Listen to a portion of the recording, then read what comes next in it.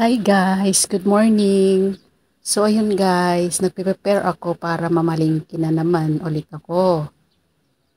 So ayan yung aking uh, dyan ako bababa pala guys sa hagdanan na yan. Puntang palingki. So naglalakad lang ako guys kasi wala akong pamasahe. Char. So hindi guys, gusto ko talaga maglakad kasi para ma-ehersisyo naman yung aking mga katawang yung mga binti, aking buong katawan. Ayan. So yan, naglalakad ako, may dala-dala akong bag para lagyan ng mga pinamili. So ganyan yung ano ko guys, yan lang yung drama ko kapag namamalingki, may dalang isang bag. Kapag nag-grocery naman, yung mas malaking bag ang dinadala ko. So yan. So magkikwento ko sa inyo guys. Ang buhay talaga natin ay napakasayang tunay. Tsa! So yun guys, lakad-lakad lang ako. Nasa mga ano pa yan ang oras. Wala pang 6 o'clock. Inunahan ko na yung araw kasi para hindi tayo ma-sunburn. Ayan, para hindi naman magpa-party yung mga melasma sa ating mga balat. Wala tayong pang-proteksyon sa araw. So, kailangan agahan na lang natin para hindi siya mainit.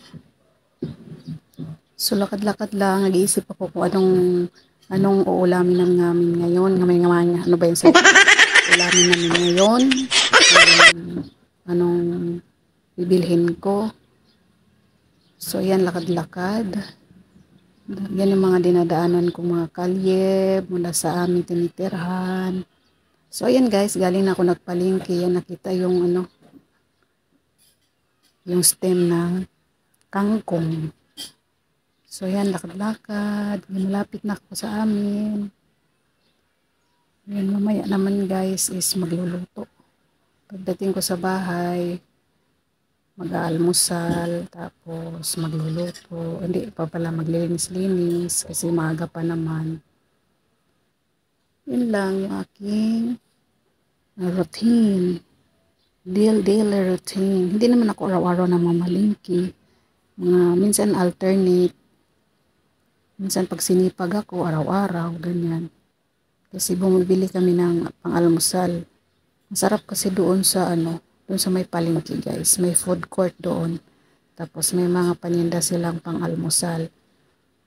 Yung anak kong nagwo-work sa gabi, doon ko siya binibila ng pang-almusal.